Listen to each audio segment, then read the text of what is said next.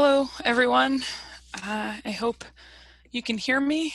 Welcome to today's webinar called The Process of Processing, Creating and Implementing Processing Plans. I'm Kate Philipson, the archive specialist for DHPSNY, and I'm glad you're here today. If you have any sound problems, feel free to chime in the chat. We're going to get started though. So just a little bit about DHPSNY first before we get into the topic at hand. For anyone who's unfamiliar, the Documentary Heritage and Preservation Services for New York program is a 5-year initiative to deliver essential training and services to New York's collecting institutions. DHPSNY services include archival needs assessments, preservation and conservation surveys, guidance with strategic planning, and access to a variety of educational programs, such as this webinar, and in-person workshops. DHPSNY is making these services available free of charge to New York-based organizations that collect, preserve, and make accessible historical records and/or library research materials, which is you all. DHPSNY is a collaboration between 2 long-running New York programs, the New York State Archives Documentary Heritage Program and the New York State Library Conservation Preservation Program. It was established in 2016 by the New York State Education Department's Office of Cultural Education to ensure consistent and comprehensive services to the vast network of organizations that safeguard New York's records and make them accessible. So I know that you're all here to learn about processing plans, but here's a quick background on why I'm the one talking to you about them and about the work I do with DHPSNY. So when not developing educational programming like this, you can usually find me out on the road conducting site visits for archival needs assessments with a wide variety of organizations.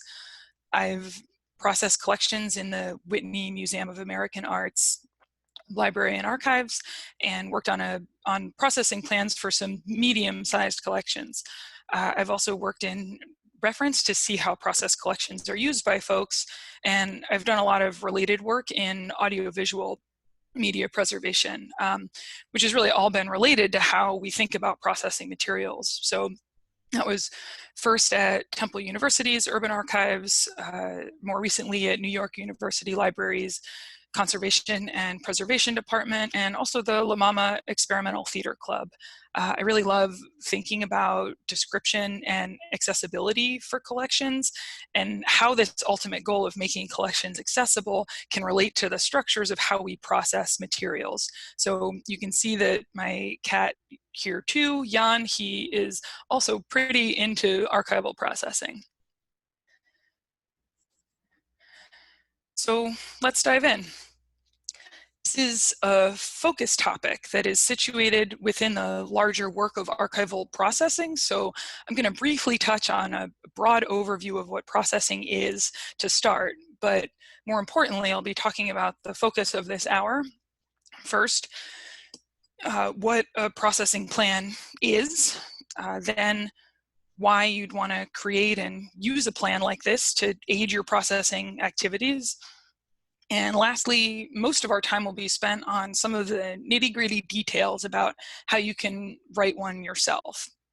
I'll mention some examples and templates, and these as well as a list of resources that I have used to compile this presentation, which were created by a variety of different organizations. Everything will be shared with the webinar attendees after the session. So I know that if you're here, you probably have a good sense of what archives are already, but I think it doesn't hurt to set a very basic baseline of understanding together. Even if we know most of these things, in the context of thinking about archival processing, it's important to keep these in mind, sort of the properties of archives on the whole. Importantly, archives are unique records. While duplicates can exist in other places or other collections, the vast majority of the time there are not more copies of the records in your archives, or there are maybe very few copies in the world, right? This is part of what makes collections special. records that we deem as archives have permanent value, or at least for the very long-term foreseeable future. These records tell the story of whom or what person or organization created them. Unlike library books or museum objects, archival records are arranged and described in aggregate. Considering groups of materials together is the only feasible way that archivists can manage collections. There's just too much paper, and now digital files as well, to be able to convey data about every single item. So archival description in the aggregate is about pointing researchers in the right direction in order to find what they need. But all researchers need something different, so prescriptive and highly detailed description of every single document in a collection, it winds up not being very helpful anyway. The overarching meaning and value of archival records exists within their contextual relationships, right? Meaning that we preserve the relationships between records themselves, as well as between records and their creator, that relationship. Sometimes easier to think about, we can say we preserve materials in the context in which they were created. So think about it, without context, a sheet of paper with correspondence is relatively useless. You must know some details about who wrote it, when, and why they wrote it. Also, helpfully, in response to what? Did they write a letter? To whom? And what are those people's relationships to each other? And so on. This information and how it interacts is also what makes archival collections significant. So the Society of American Archivists glossary has a definition for archival processing, right? If we take our archives and we want to process them and make them accessible, the definition is the arrangement, description, and housing of archival materials for storage and use by patrons. First three actions are important. They're the what you are doing, but so is the storage and use portion of this definition. Creating a balance of safe preservation and of access is really the goal of processing. For many collecting institutions these days, it's important to try to make sure that all collections are accessible, even if the arrangement, description, and housing actions are minimal. It's better than no one knowing these materials exist at all. So I'm going to be referring to these three functions of arrangement, description, and housing as we talk about a processing plan shortly. These are almost always interrelated activities, so just worth keeping this in mind. Description is based on arrangement. When you are arranging, you can also be rehousing, and so on. Each action doesn't happen in a vacuum. Processing is complex, so there's no single formula for doing it, but many large organizations do have their own processing guidelines and manuals, some of which I've sort of used and researched here and read through in presenting this webinar. We as DHPSNY typically encourage all organizations to create these manuals to aid in the consistency of processing within their organizations, in part because there are just so many ways you could think about doing this work. To accomplish the goals of archival processing that we just mentioned, as an overview, right, you organize materials in the collection in a logical way, which creates physical control over the collection.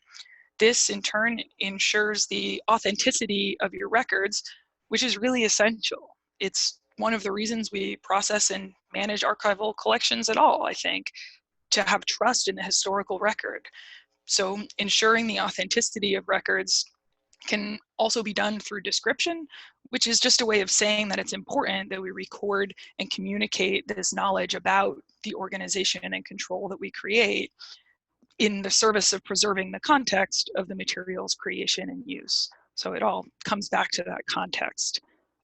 We'll talk more about the second part of this slide a little later on in the processing plan details, but it's useful to keep in mind that processing work can happen on the different levels at which archivists arrange and describe collections. So you've initially got the overarching collection itself, next a broad arrangement into series, usually of functions or format types, and then within the series, file or folder level arrangements. And lastly, the individual items or documents themselves, which again, we very rarely process materials to the item level. These levels are important because they dictate how much time and effort an archivist will put into processing a collection.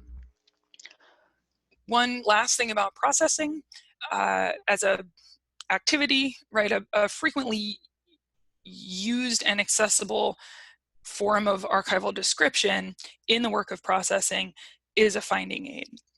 As SAA states, a finding aid is a tool that facilitates discovery of information within a collection.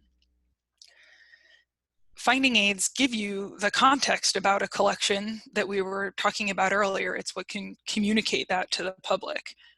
Within a fairly standardized format, you can use a finding aid to communicate these details about the materials and about their value. It's a summary, and how detailed you want to be will depend on the level of processing that we just mentioned.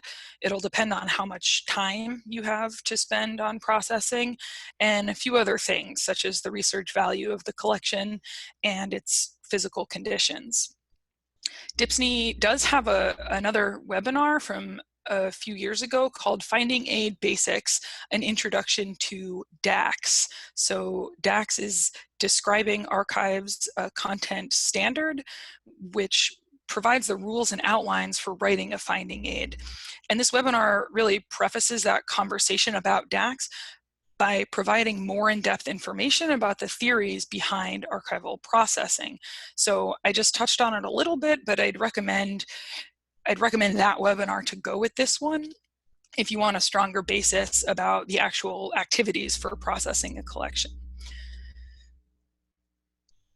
So how do you go about getting all of this arranging, describing, and housing done? What we're here to learn about is a plan for these activities of processing. To create a plan before the work of processing is definitely an extra step. It takes some time, but in creating what is essentially a clear guide, you're looking to provide an overview of the collection you're working with and to create a structure for understanding the amount and type of work that will be needed for processing. Both doing those actions that we talked about, the arrangement, description, and housing, but all in the service of making the materials discoverable and usable. So by making a processing plan, you will likely be saving time during the actual processing work. Saving time and being more efficient is one of the things that a processing plan can do, but there are even more reasons to create one. First, you'll know more about the scope of your processing work before you start it. That's sort of a given. You'll also be able to plan more clearly for the resources necessary to complete any processing project. This includes the staff or volunteer time required. Also might mean the materials you need for rehousing or other preservation needs. In many ways, a processing plan is a project management tool for you.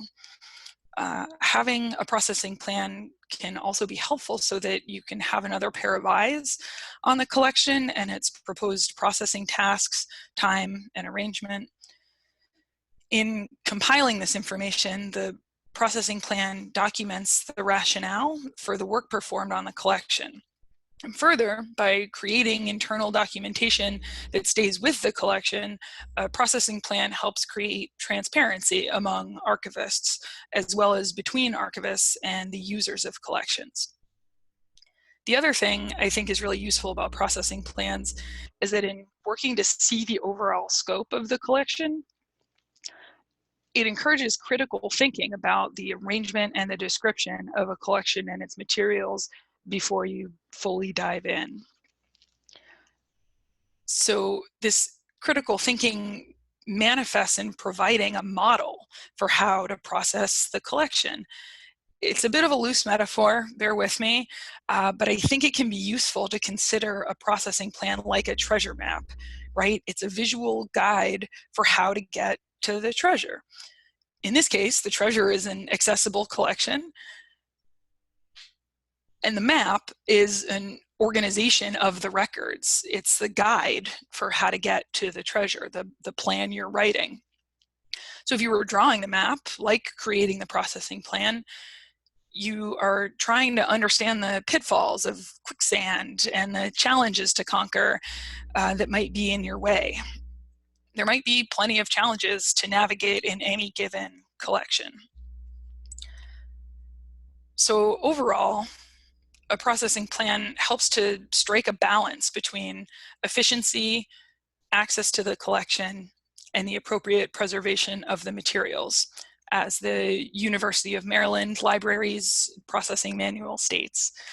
It allows for a more efficient process of processing because you have put most of the work into understanding the collection and addressing any questions or concerns up front. It also provides an extra layer of communication about the collection and its processing needs, which helps to ensure that your processing work is comprehensive both for access and preservation outcomes.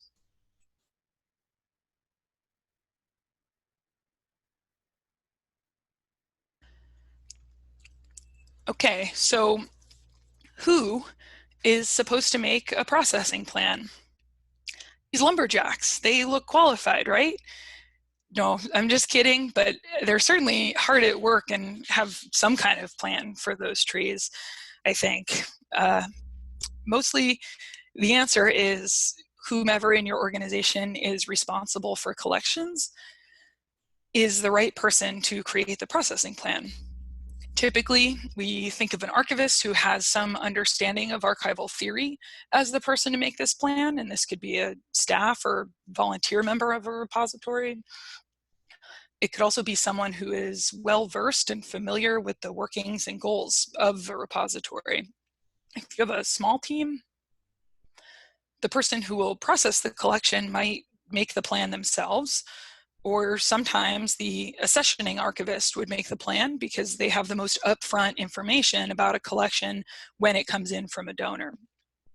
Having someone else in your organization review the plan once it's written is important for the sake of transparency and having another perspective, which we mentioned just a little bit earlier. Also, when do you make this plan? When you have time to kill on your A-train commute, of course. No, sorry, I just like how committed to reading most of these guys are, and let's be real, they're probably reading some wonderful finding aids.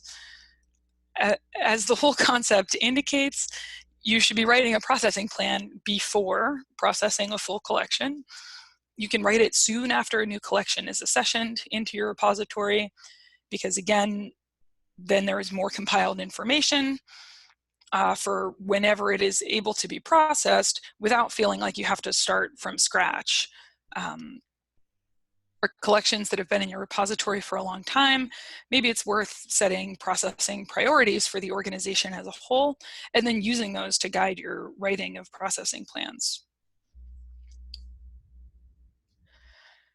When you're about to dive into the actual writing of a processing plan, here are some of the most important things to keep in mind as an overview. We'll get into the details in a minute, but make sure that you're considering these pieces as you start, sort of and as you move through the creation of the plan. First, know that it's flexible. Right? The plan can change as you work through the actual processing. Consider the processing plan like a living document. It will morph as needed because you can't know everything that there is to know when you're writing it, no matter how prepared you are. Some of the elements included in each plan will differ based on the collection and its peculiarities. So this also means you have to be flexible. You can have a form that is standardized, but it might not encompass everything about every collection every time, and that's okay. The processing plan is a guiding tool for your arrangement, right? It's not prescriptive. This also relates to flexibility, but you should know that you can adjust your arrangement as needed, because initially the arrangement that you propose is based on a rough sort. You might find out new information as you're actually processing the collection with a bit more detailed work than you have when you're writing the plan. Identifying a timeline for the scope of work is one of the most important things that you can get out of a processing plan. So this is worth keeping in mind, right? In part, we talked about this a little earlier, we'll mention it again. This is a labor estimate of time, but it's also identifying who will do the work and delegating who will do certain tasks if this is necessary and possible. Also have in mind a format for archival description for your output. We talked before about finding aids. That's a very common form of archival description, but if you're going to use something else, this is okay. It will just help to know what that looks like as you're writing the processing plan. Also, as you're thinking about description, be mindful of access restrictions to a collection and how to notate and communicate about them.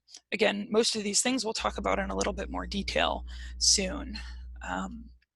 But also important to discuss before we dive into those details of writing the plan itself is the first stage of it, the preliminary research that you should do. Before starting to poke around in a collection, there's a level of familiarity that you want to gain. You'll write a better processing plan and of course have a better idea of how to process a collection overall the more that you understand it. But doing this research in advance will give you a better intellectual control. It will help you fill in that ever important context that we've been talking about, and it will allow you to start taking notes that will then help you fill in what's necessary for the processing plan, or maybe to identify where the gaps in knowledge are that you should be paying attention to. Note-taking in this research stage will help you confirm or verify what is seemingly known about a collection. Like, are you actually seeing what you expected to?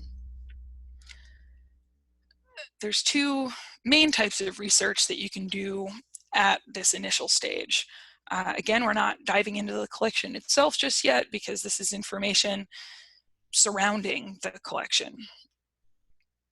Administrative research is what you get from the management of the collection, from accession records or any donor files or correspondence that you or your organization might have had. Maybe there's already a description or an inventory existing somewhere. Compile all of this data while also making sure to identify any restrictions on the collection or its information. Sometimes checking if there are related materials within your repository or in other organizations can also be helpful to gather some context and a broader understanding about the collection that you're working with. The other type of research that is important for context is biographical and/or historical. This is where you want to learn as much as possible about the collection's creator and their life, or their business history, as well as the subjects being represented in the collection. You might have the records of someone who is famous for being both a politician and an actor. I watched Arnold Schwarzenegger imploring us all to stay home yesterday. So it's important to know if these materials in your collection are focused on one or the other of those key activities or both. The more you understand, the better you will be able to propose a useful arrangement for the materials to preserve their context and eventually to write archival description for the collection. As you're doing this research, you can start to also do a very loose sample review of materials in the collection. This type of review is really, it is considered part of the research. I know that collections will always look different in the way that they arrive in a repository, but do your best to take some notes on a broad scale. Think about how the information you're finding can be structured. Or maybe it's already structured well and usefully and accurately. From this sampling of materials, see if there's any other key pieces that you missed about the creator or subjects represented in the records that you thought was there or that you didn't realize was there. Also note any major preservation issues that you see and what will need to be done to address those. Again, this is on a broad scale, as you'll write in more detail about any preservation actions that need to be taken within the details of the plan. So that might be a lot. I just want to leave a minute or two for any questions or clarifications about all this information surrounding the processing plan before we get into the details of writing one. So there'll also be time for questions at the end, but don't be afraid to raise your hand like these ballet dancers, albeit digitally. I'll just take a minute and see if anything pops up in the chat.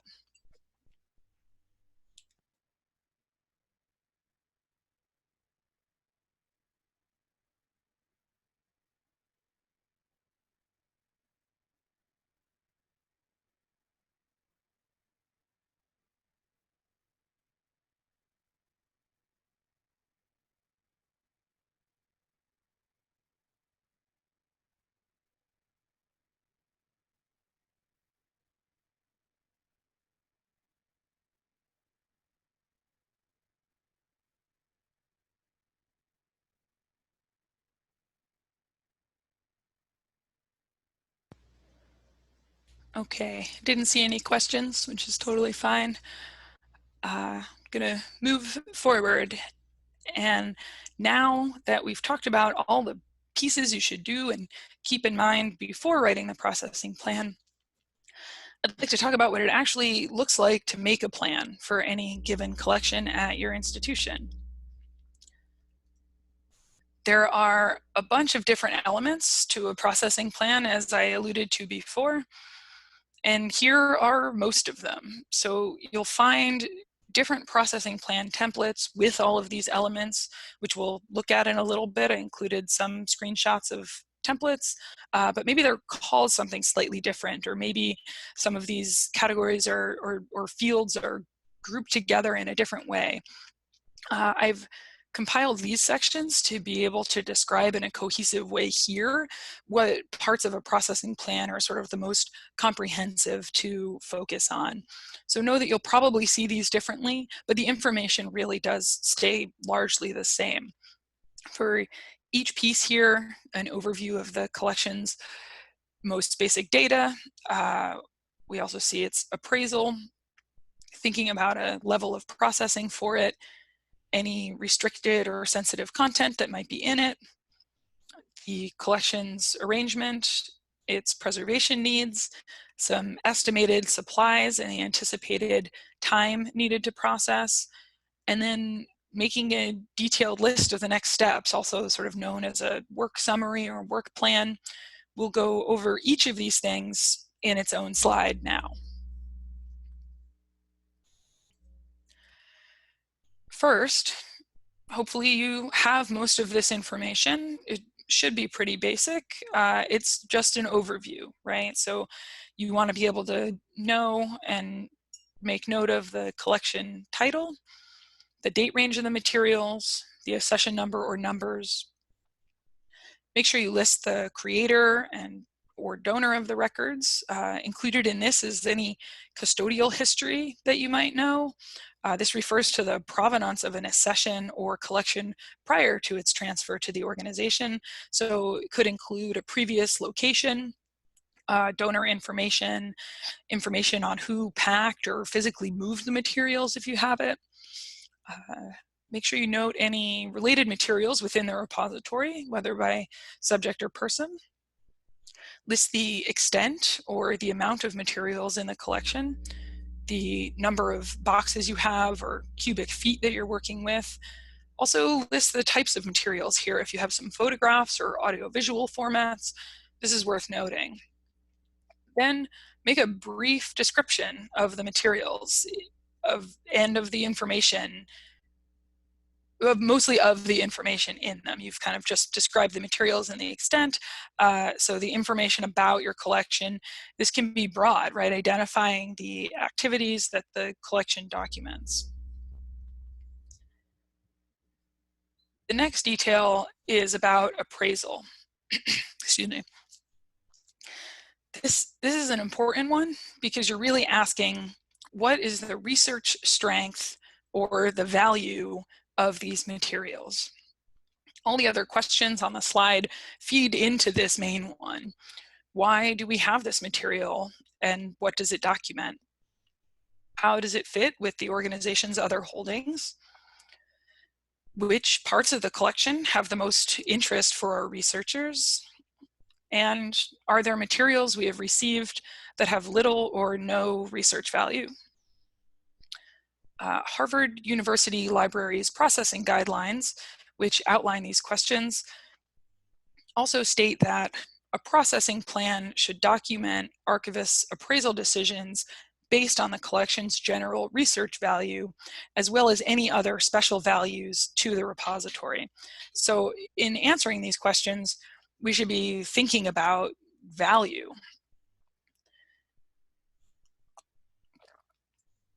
Really, there's a few different kinds of values here within these questions, right? If you explore them, there's a value for user interest, a research value, meaning mostly how complete of a picture can be understood from this particular collection. There is institutional value reflected. How does this material relate to the organization? And then also the value of the objects or papers themselves, sort of referring to their rarity or preciousness. I know that this can feel somewhat amorphous, assigning values to so many things, but there are some guidelines out there for how to assess this on a numerical scale. The University of California Libraries processing guides have a chart that can be pretty useful. People use this scale to help prioritize processing projects, as well as to help determine what we'll talk about next. So these are all kind of related to each other. These levels of processing, which we touched on briefly before, but I want to address the concept a little more in detail of what levels you process your collection to. Harvard's libraries note again that your answers to these questions, meaning the questions that we just asked above about value, your answers to these questions should inform your approach to processing. So this means that depending on the values that are assessed for the collections during the appraisal, you will then determine what level to process at. These questions around the processing level are about the research strength, but they're also based on the conditions of the material and maybe their complexity of arrangement. And so I want to stress here that there's no magic formula for deciding this. Processing levels are usually based on agreed upon priorities within an organization. So there's a lot of tools out there to help you, but also being intentional about your internal decisions around processing levels is important. You're going to have different levels of control for your collections, and that's normal. Even within one organization, you can process different collections to different levels. So these levels of control, which we mentioned earlier, are collection, series, folder or file, and item. So again, it's very rare to process archival materials to this item level. You can process to one of these levels for a full single collection, or you might determine that a certain part of a collection has a different value than the rest of it and can be highlighted through a different or more intense and granular level of processing. DHPSNY typically recommends that all collections within an organization be processed to a collection level first before any work is done. This is a little bit of an aside, but we suggest this for the sake of access to as much material as possible when we work with organizations. If you have a strong understanding of all the collections that you manage, then it's worth starting to look at what collections can and should be processed on a series level. Based on all of these considerations of value, as well as the other things we've talked about that affect collections.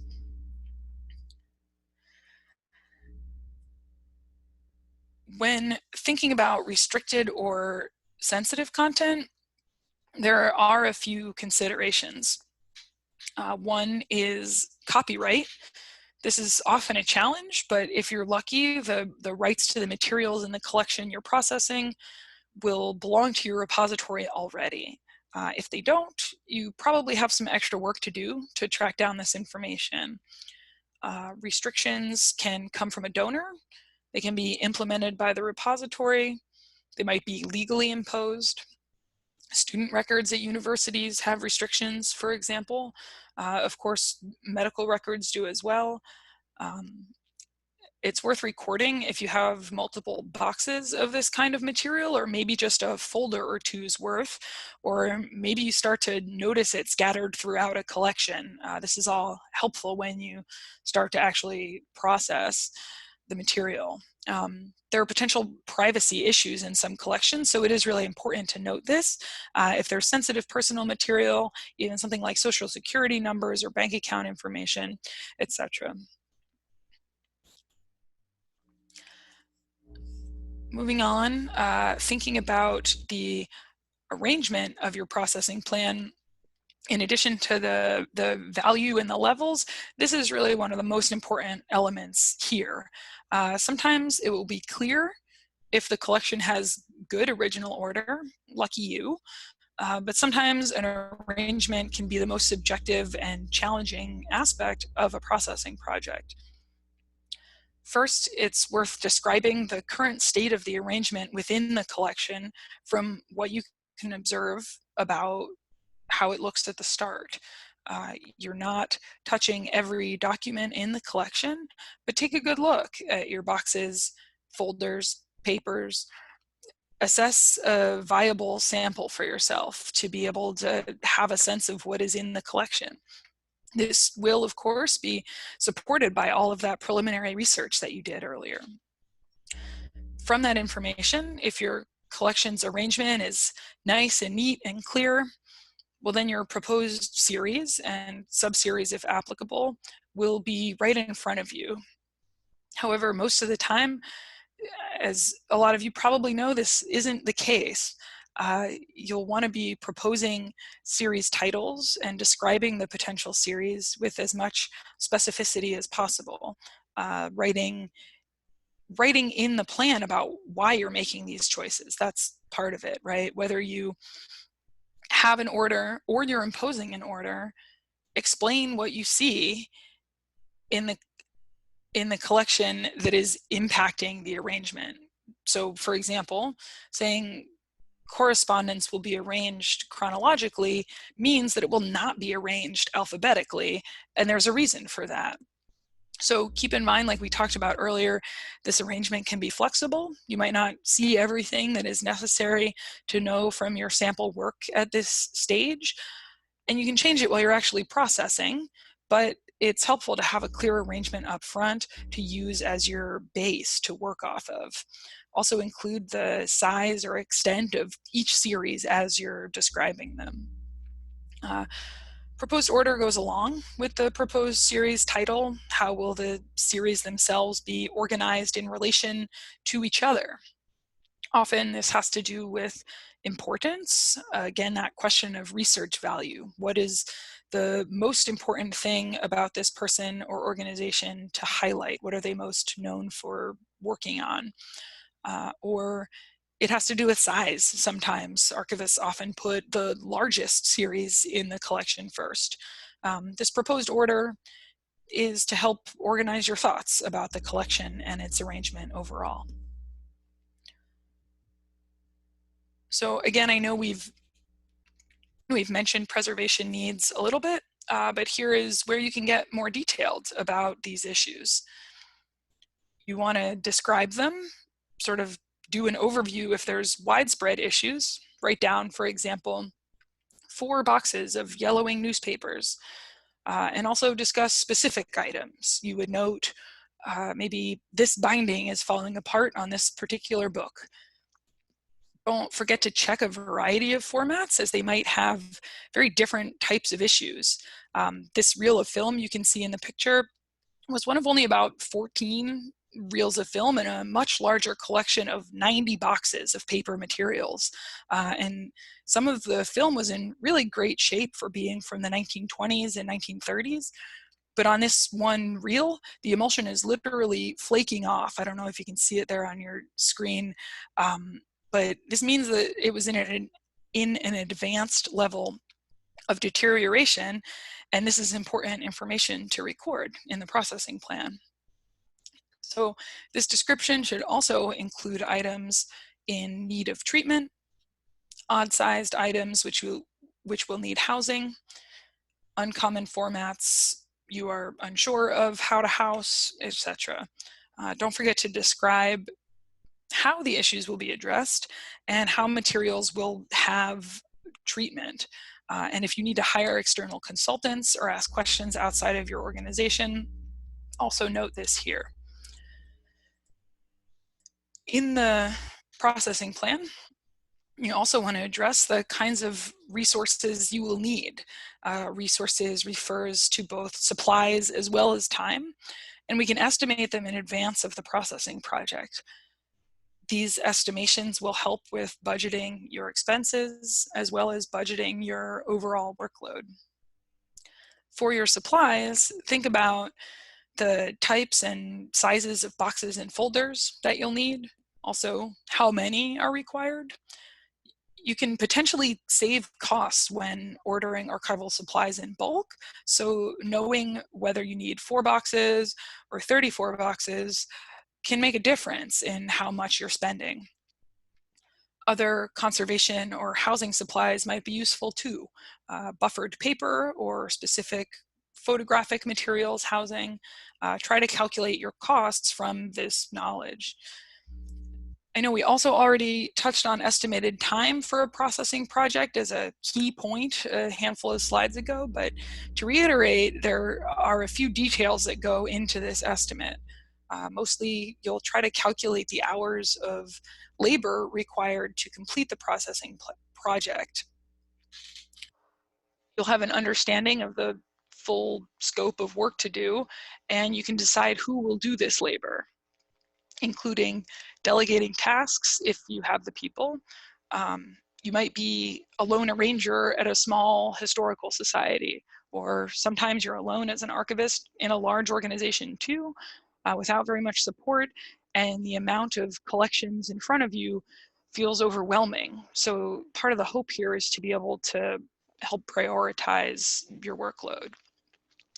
Using a processing rates chart can help with this task and can help everyone not feel like they're wasting any time, as per our bad pun in this little comic.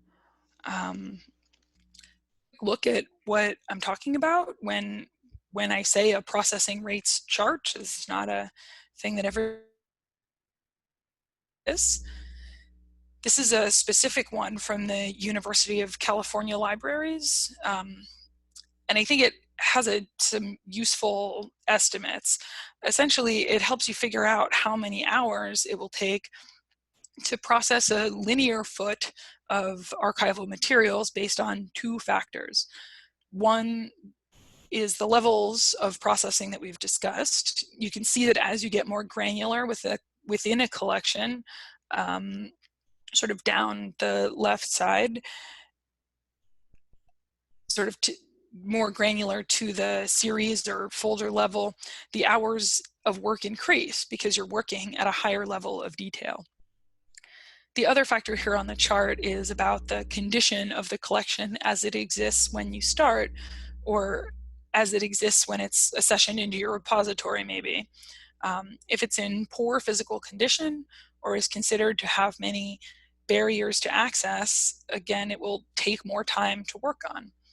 Basically, the easier it is to work on from the get-go, or the more stable the materials are, the faster you will be able to process the collection. Hopefully, having some time and cost budget estimates based on the level of processing that you want to achieve will help you as you move into the final and often most detailed part of a processing plan.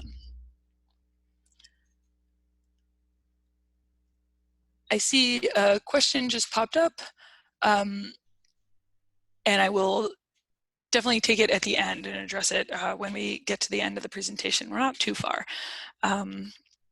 This is where a lot of the bulk of the work is. Again, it might feel a little repetitive from some of the things we've talked about, but writing down a detailed work plan and the next steps for what will happen during processing is really important to do. Once you have these steps written down, you can actually use this part of the processing plan as a checklist of tasks for the processing work. We'll look at some examples of what you might say in a second. But as you can see from the slide, for creating a work plan, note what steps, note and ask yourself sort of what steps must be taken during processing and in what order will you do them. Be specific, and especially make sure that you think about all the various formats of materials in the collection and other staff you may need to discuss things with. So again, this is referencing everything that we've discussed, but building in more levels of transparency and accountability into the processing process. You also might be rehousing or refoldering materials. How should you separate and store oversized or unique formats of materials? Do you use original folder titles or rearrange a box of correspondence if there is no clear original order to it? Just some questions to be thinking about. If we look at NYU Library's processing guidelines, they insist that you make sure to describe all actions that the processor should take that are not covered in the directions for the entire collection. So for example, here are some of the things you could write when being very detailed about the actions of processing. The first one is for the overall collection itself. Collection has good labels on all folders, though lacks consistent arrangement. Proposal will be to divide into 2 series and arrange folders alphabetically. Original folder titles will be used with any descriptive enhancements placed in square brackets as necessary. So you can see how much detail is actually involved in this person's description of the work that they're going to do on the collection. Another example for one series that might differ from the overall collection, you'd also make sure to write in the amount of boxes or what box numbers comprise this series, right? Series 1 correspondence boxes, 2 through 6. Folders currently in no discernible order with folder labels indicating name of a correspondent. Refolder, maintaining donor folder names and put in alphabetical order by correspondent last name. So here we can see some examples of processing plan templates, sort of building off of everything that we just talked about. This is where all of this information can be written succinctly. These templates that I'm showing come from a variety of different institutions, and I just took screenshots of the top of them. So these aren't complete. Don't think you're seeing all the questions of the form. Some of them are 2-3 pages long, but the parts you're looking at, these are just parts of them that you're looking at, right? And there are also more examples of these on the internet. We'll make sure to send these resources and templates out to folks after the webinar. But if you're watching this recorded, you can also Google these organizations listed at the bottom of the slide and the phrase processing plan, and it'll probably pop up. The first one here is from the Tribal Libraries, Archives, and Museums project based out of the University of Wisconsin-Madison. So you can see here some of the elements that we've just been talking about. The accession number, name, size, and description, which is the overview part. Also thinking about the current condition and preservation needs for the collection, what types of materials and formats are in the collection, and approximate time required for processing, along with the suggested levels of processing. Here's just another type of example from the University of Florida Special and Area Studies collections. I'm showing multiple ones in parts so that you can see how the information included is all very similar, but that the format can be different. You should feel free to use these templates if they seem viable, or adjust them as you need for your own repository. So after you have the plan complete and you share it with other stakeholders at your repository who would be able to provide constructive feedback, you get to go ahead and actually process your collection. It goes swimmingly, I assure you. And then when finished with a processing project, there are some final steps you should take to make sure to accomplish, in regards to checking back in with the plan. So first, assess how the work that was done aligns with your plan. Was it really different, or was it kind of similar? You should ask yourself, what was unexpected?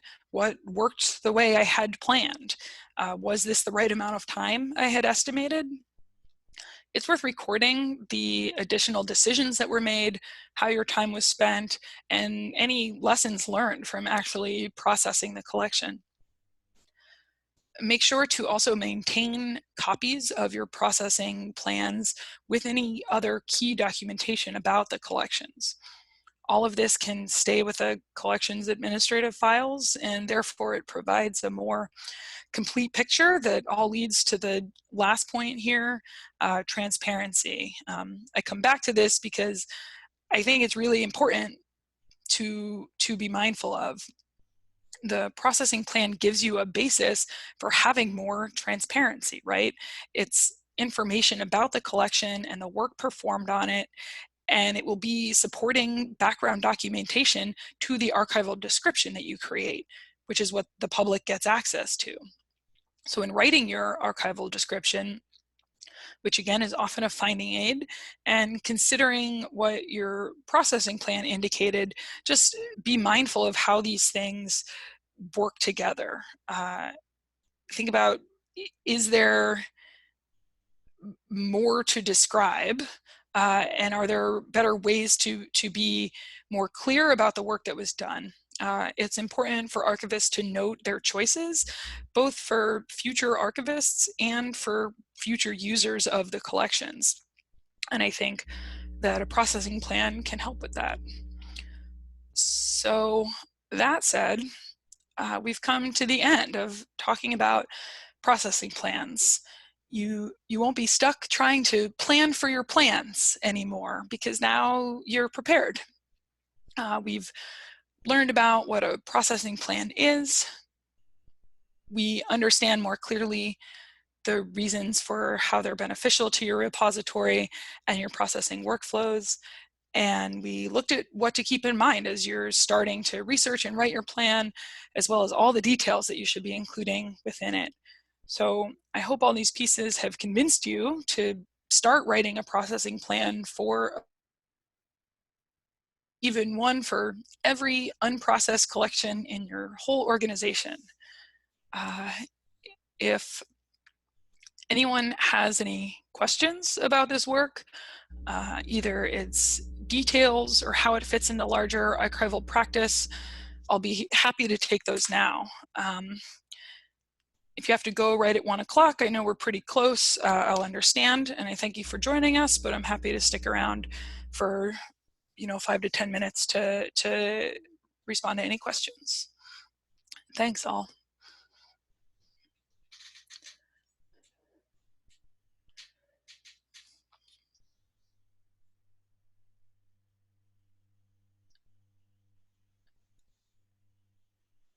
Okay, I see a few questions starting to come in.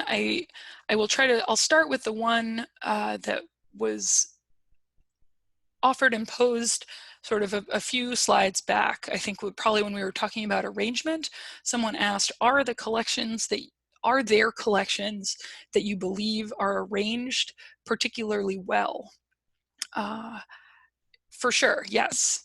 There are many collections that are sort of have like a useful, I think, you know, it's an interesting question to answer because arranged well depends on for whom, right? And if we consider a broad audience who is using this arrangement and using the archival description, you want it to be sort of able to be used by a variety of people looking for a variety of different answers. I'll try to find some examples of finding aids online that I can send out with the resources. Nothing, I can't sort of speak to anything off the top of my head, but I have some visuals in mind that'll be useful for folks to read, I hope, in answer to that question. So thank you. I have another question that says,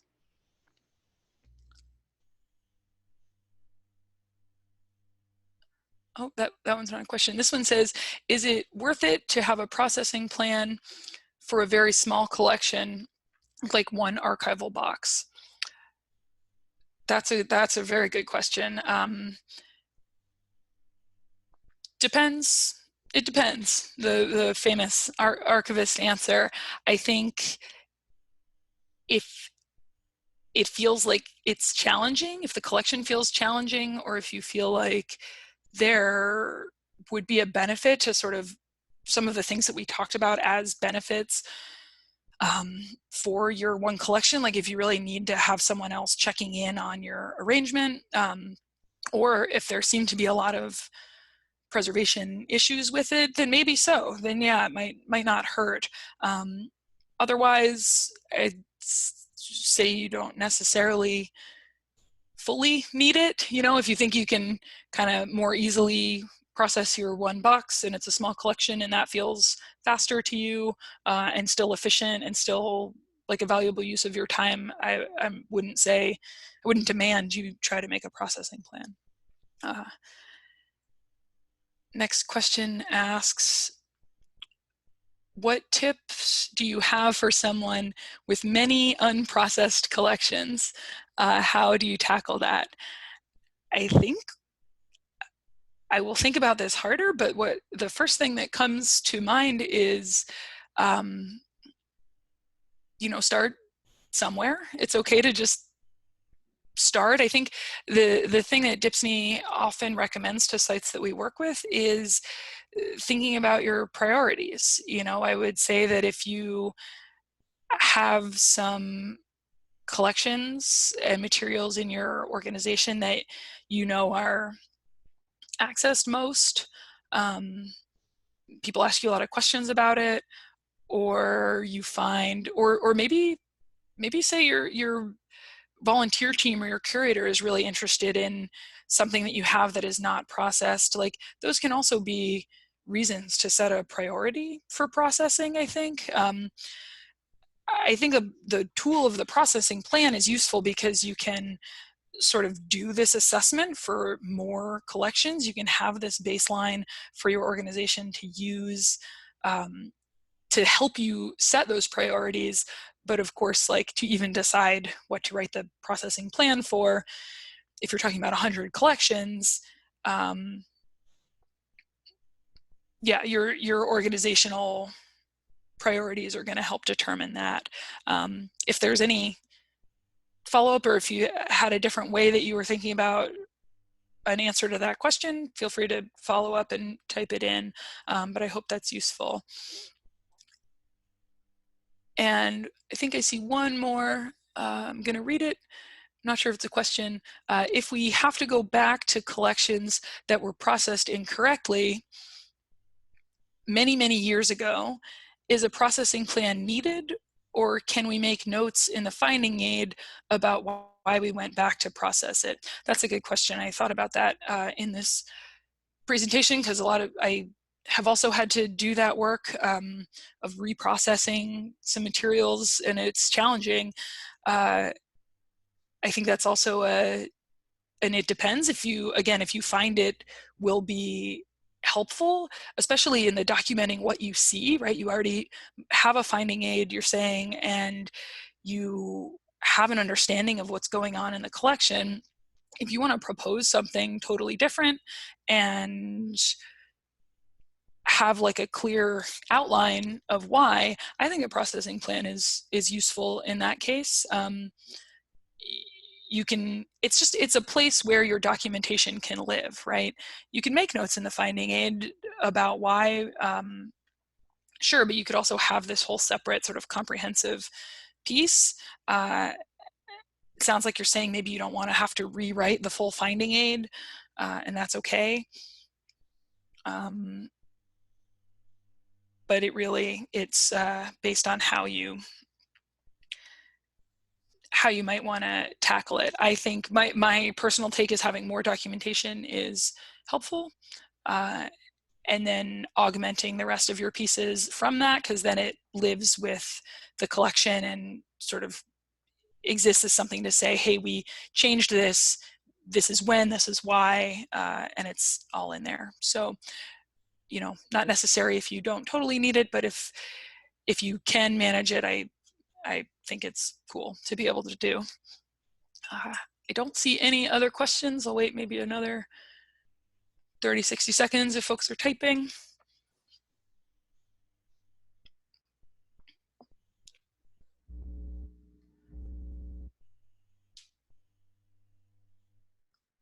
Cool. Still got an eye on the question box, but I want to thank you all very much for attending this webinar. I hope there was some helpful information, and seriously, if you have any further questions about this topic or processing on a wider scale, you can always email me at kphilipson@dipsny.org. Please don't hesitate to contact us, because DHPSNY really strives to be a continual resource in general. So thanks again, and have a great day, everyone, and stay safe always. Someone commented, as someone who jumped into managing a collection that hadn't been managed in 10 years, document everything, please. I think that's a great wrap up to end the webinar. Thanks again. Take care, y'all.